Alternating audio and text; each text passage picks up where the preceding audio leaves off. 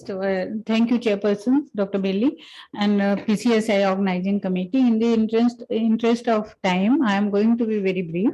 In this eco imaging session, my topic is LV dysfunction in a child, keeping your eyes open. So, LV dysfunction is often seen in pediatric and neonatal intensive care. It is a single destination effect of multiple etiologies. Eventually, outcome is as heterogeneous.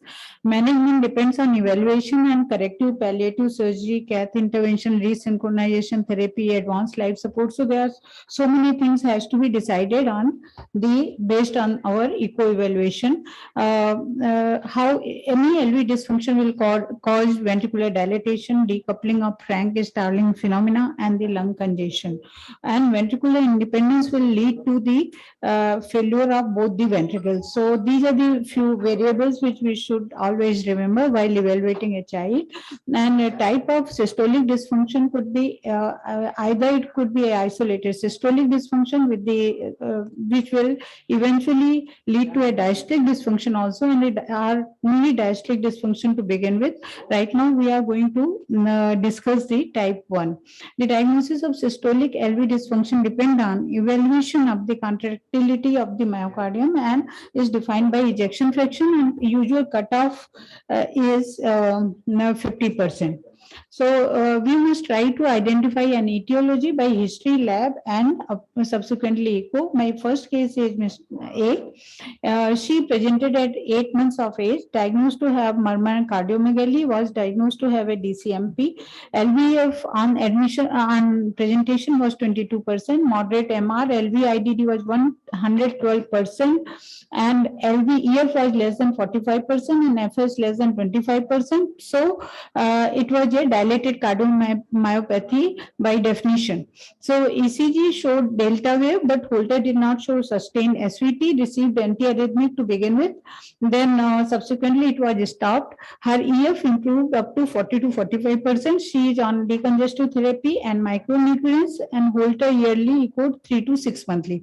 She had shown intermittent deterioration in LVF and then picking up, and normal NP, pro-BNP level for last 1 year, and more or less control CHF. So in this scenario, should we evaluate diastolic function of left ventricle? Should we evaluate our right ventricular function? So this is in 2019, this is the picture. You can see this is a thinned out myocardium, and LVF is low, and there is a spheric index what you look at, and this is less than 1.5, and EPSS is more than 7 millimeters. So all suggest that LV dysfunction is seriously deranged, and this was ECG which showed actually accessory pathway. So diastolic evaluation has to be done because less than 45% LVF, usually diastolic dysfunction coexists. We need to assess the filling pressure so that optimize the fluid and everything. And also we have to look at the dyssynchrony which usually present, and if it is present then we can send a patient for the resynchronization therapy. So this is 2021, and these are the picture of this patient. You can see these are the heterogeneous segment. Please sound.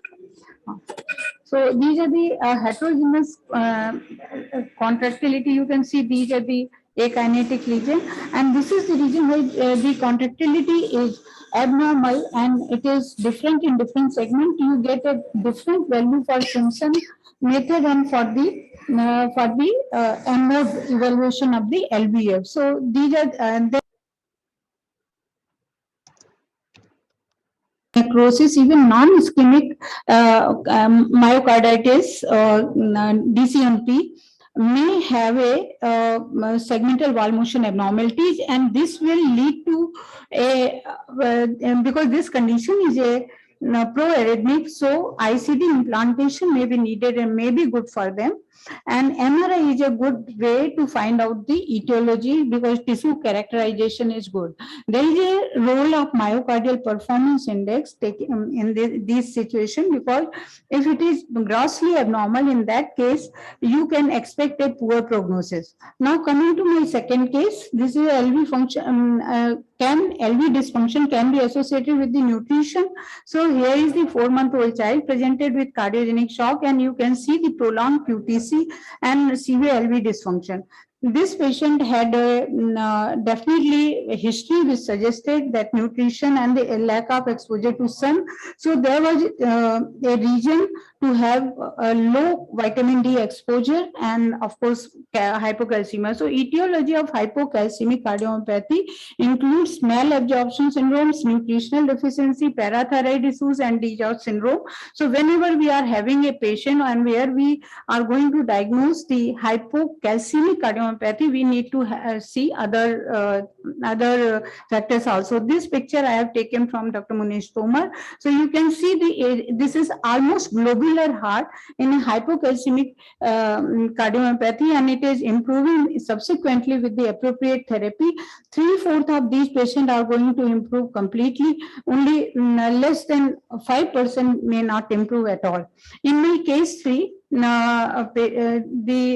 this is a 2-month-old child, 2 kg weight, male child presented with the heart failure, pallid attack, systolic murmur, and X-ray suggested cardiomegaly, and ECG suggested deep Q in 1 AVL STT changes. This is very important to look at the ECG in any patient of cardiomegaly, particularly presenting in less than 6 months of age. Here you can see in this picture grossly thinned out myocardium, pericardial effusion. But what is striking is which is different from the previous case, that is this papillary muscle and this hyperechogenicity. So this is very important, and you can see MR over here also, like in the previous case.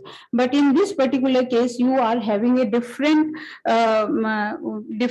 kind of papillary muscle, and in further in short axis view, you can see the dilated RCA, right coronary artery, reversal flow reversal in the LAD and the circumflex artery. So this is very classical finding of the anomalous origin of anomalous origin of coronary artery from pulmonary artery. My case 4 is very interesting patient presenting in 2011 with the sinus tachycardia and classical viral illness history. This patient has only 13% ejection fraction on at the admission, but subsequently it rose up to 15 to 20%. Patient was given metoprolol to begin with to control the heart rate, and subsequently we went for a Holter also. Is there any underlying disease? Because it was not a classical AV-NRT or AV-RT kind of picture, and we were just like PQRS relationship was very well maintained. Electrophysiologist opinion was taken. Patient improved over the period of time, and patient was on carvedilol. Heart rate was improving, and the EF went up to 54%. But subsequently, one fine day, he again presented with cardiac failure, and during echo, I picked up that heart rate is going up to 180. At this time, we could find out that it was the SVT, supraventricular tachycardia. Patient next year, after the first diagnosis, next year was diagnosed as a case of tachycardiomyopathy, and subsequently underwent the radiofrequency ablation.